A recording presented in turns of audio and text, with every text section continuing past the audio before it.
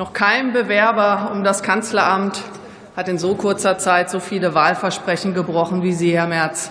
Weil Ihnen die Wahlergebnisse nicht passen, ziehen Sie den alten Bundestag noch einmal heran. Mit den Kräften also, die von dem Wähler abgewählt und abgestraft wurden. Dieses Vorgehen zeugt von Ihrer Verachtung gegenüber dem Wählerwillen. Dieses Vorgehen zeugt von Ihrer Verachtung gegenüber dem demokratischen Legitimationsprozess. Und dieses Vorgehen zeugt von Ihrem Charakter. Von heute schon 58.500 € auf über 77.700 € Schuldenlast pro Steuerzahler. Das ist eine Steigerung von 33%.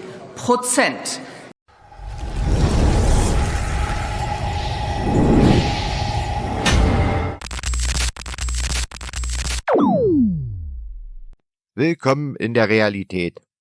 Alice Weidel zieht mit dem Klartexthammer über Friedrich Merz her. Und was sie raushaut, lässt keine Zweifel mehr. Dieser Mann hat jede Glaubwürdigkeit verspielt. Schulden ohne Ende, Wahlversprechen gebrochen, die CDU als Totengräber der Schuldenbremse. Und das alles nur für den eigenen Machthunger. Wer sich fragt, warum Deutschland vor die Wand fährt, bekommt hier die Antwort.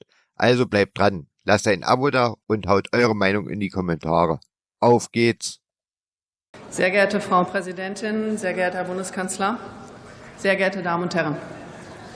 Wir leben in historischen Zeiten. Noch kein Bewerber um das Kanzleramt hat in so kurzer Zeit so viele Wahlversprechen gebrochen wie Sie, Herr Merz. Grenzkontrollen wollen Sie nicht mehr, Abweisung schon gar nicht, Abschiebung von Ausreisepflichtigen, ach was, Schuldenbremse weg damit, obwohl es in Ihrem Wahlprogramm stand. Sie werden in die Geschichte eingehen als der Totengräber der Schuldenbremse, die Sie im Wahlkampf noch so vehement wie verlogen verteidigt haben. Sie opfern bedenkenlos den Wohlstand der Bürger, um auf Biegen und Brechen Kanzler zu werden. Sie haben sich mit dem großen Wahlverlierer SPD darauf geeinigt, sich vorab schon das größte Schuldenpaket seit Bestehen der Bundesrepublik Deutschland zu genehmigen. Rund 1 Billion €, 1.000 Milliarden. Wofür genau, ist ebenso unklar wie Ihr ganzes Profil. Durchdrücken wollen Sie das mit einem skrupellosen Angriff auf unsere Verfassung und auf die demokratische Legitimität, die Sie mit diesen fragwürdigen Sondersitzungen im Hauruck-Verfahren verächtlich machen.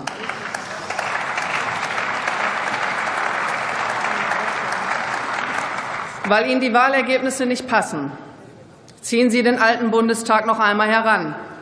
Mit den Kräften also, die von dem Wähler abgewählt und abgestraft wurden. Mit deren Hilfe wollen Sie dem neu gewählten Bundestag durch Zusatzschulden in Billionenhöhe die Hände binden. Dieses Vorgehen zeugt von Ihrer Verachtung gegenüber dem Wählerwillen.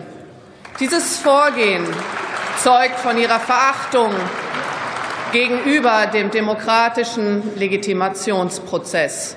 Und dieses Vorgehen zeugt von Ihrem Charakter, Herr Merz. 500 Milliarden € Sonderschulden, die Sie als Sondervermögen umdeklarieren, für nicht näher definierte Infrastrukturmaßnahmen. Dazu die Aushebelung der Schuldenbremse für zusätzliche, ebenfalls nicht weiter präzisierte Verteidigungsausgaben in ähnlicher Höhe, aber ohne Grenze nach oben. Und Schulden für den Klimaschutz, um die Zustimmung der Grünen zu erkaufen. Das ist eine gigantische Hypothek, mit der Sie sich an den kommenden Generationen versündigen, die für diese Ausgabenwut gerade stehen müssen. Mit Ihrem Blankoscheck steigt die Schuldenlast pro Steuerzahler. Dieser Wert ist aussagekräftiger als die üblicherweise angegebene Pro-Kopf-Verschuldung. Von heute schon 58.500 € auf über 77.700 € Schuldenlast pro Steuerzahler. Das ist eine Steigerung von 33%. Gemessen am BIP, also am Bruttoinlandsprodukt, wird die Schuldenlast Deutschlands mit ihrem Coup von derzeit 64% auf über 85% steigen. Und das ist nichts anderes als ein finanzpolitischer Staatsstreich, den Sie hier betreiben.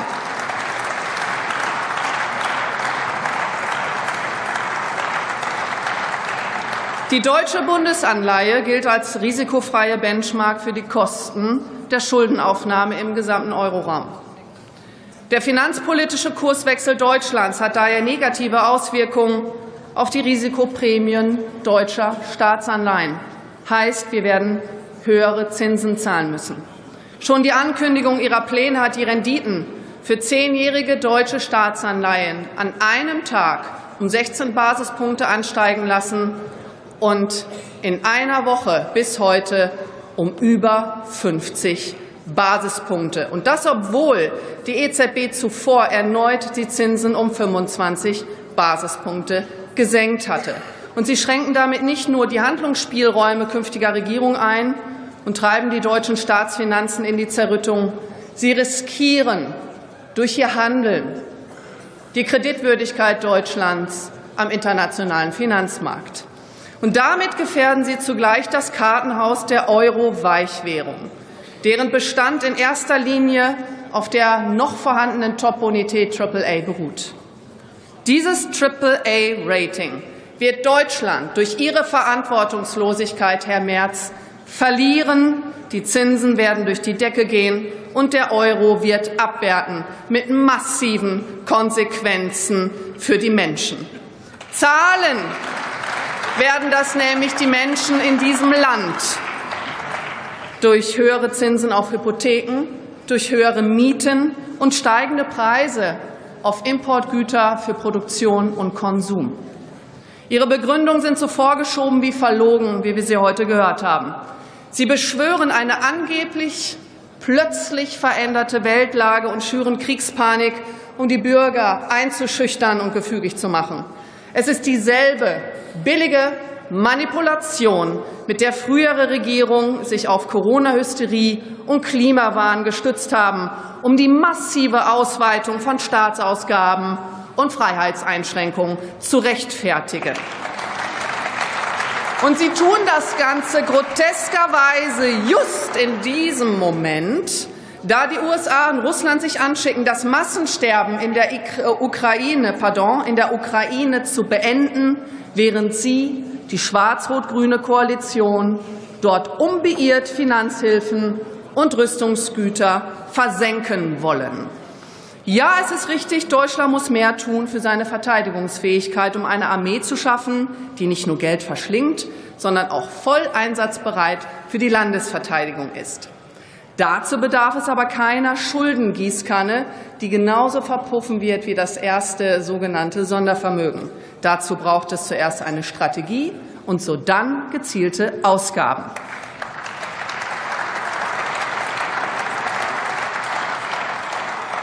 Und um motivierte Soldaten zu gewinnen, braucht es nicht nur Geld, sondern zuerst ein positives, patriotisches Selbstbild der eigenen Nation und der eigenen Armee. Und für eine woke linke Ideologie will niemand sein Leben lassen. Auch richtig, Deutschland muss dringend in seine vernachlässigte und marode Infrastruktur investieren. Ich frage mich, was haben Sie die letzten Jahrzehnte eigentlich gemacht, als Sie in der Regierung waren? Aber auch dafür ist ein am Haushaltsrecht vorbei manipulierter 500 Milliarden € Verschiebebahnhof nicht die Lösung. Infrastruktur und Verteidigung sind Kernaufgaben staatlichen Handelns. Um sie angemessen zu finanzieren, müssen die Prioritäten bei den Staatsausgaben richtig gesetzt werden. Bei Gesamtstaatseinnahmen an Steuern und Ausgaben von über 2 Billionen € heißt die Lösung nicht noch mehr Schulden, sondern überflüssige Ausgaben rigoros zusammenstreichen. Beseitigen Sie also alle Anreize für Einwanderung in die Sozialsysteme. Beenden Sie die illegale Migration durch Schließung der Grenzen, ausnahmslose Zurückweisung und konsequente Rückführung.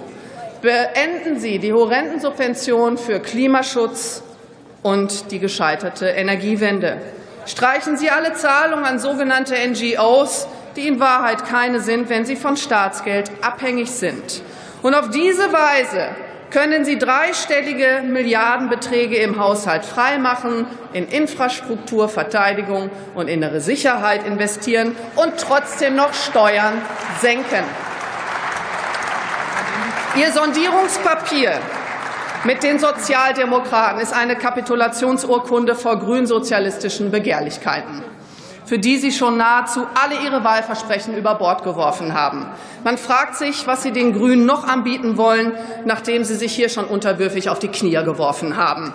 Was Sie zur Sozial- und Wirtschaftspolitik aufgeschrieben haben, trägt durchgehend die Handschrift der SPD und der Grünen: Umverteilung, Subventionen, Staatseingriffe, Verbote. Und für dieses klägliche Ergebnis haben Sie Ihre Wähler verraten, die Schuldenschleusen weit aufgerissen und die Verfassung beschädigt. Diesen Wählerbetrug und diesen Angriff auf die Demokratie haben Sie offenkundig von langer Hand geplant.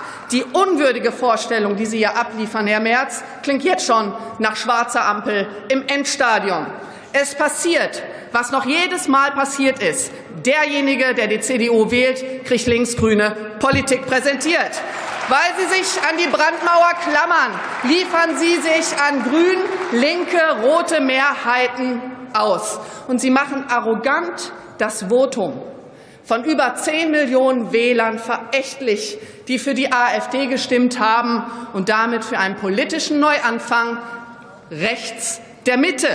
Die Aufgabe, der Sie nicht gewachsen sind, liegt weiterhin auf der Hand: die verfehlte linke Politik zu korrigieren, die das Land in Wohlstandsverlust, Deindustrialisierung, Zerfall von innerer Sicherheit, Zerfall von Infrastruktur und öffentlicher Ordnung geführt hat. Ihr Weg von Massenmigration, Steuergeldverschwendung und Planwirtschaft, der ist zu verlassen, und wir müssen Deutschland wieder auf den richtigen Weg bringen. Wir als AfD sind dazu unverändert bereit, diese Aufgabe aufzunehmen und Verantwortung für unser Land zu übernehmen. Aber nicht mit Ihnen, Herr Merz, und auch nicht mit einer Union, die an Ihnen als Kanzlerkandidat und einer linksgrünen Politik festhält. Erweisen Sie diesem Land, Herr Merz, einen Dienst, einen ganz großen Dienst. Geben Sie es auf, Kanzler werden zu wollen, denn Sie können es nicht. In diesem Punkt hatte Angela Merkel recht. Ihre Zeit ist abgelaufen, bevor sie überhaupt begonnen hat. Und die Union sollte sich von Ihnen trennen, zum Wohle unseres Landes und zum Wohle Ihrer eigenen Partei. Denn Sie können es nicht. Warum, Herr Merz? Weil Sie keine Prinzipien haben und keine Werte. Ich bedanke mich.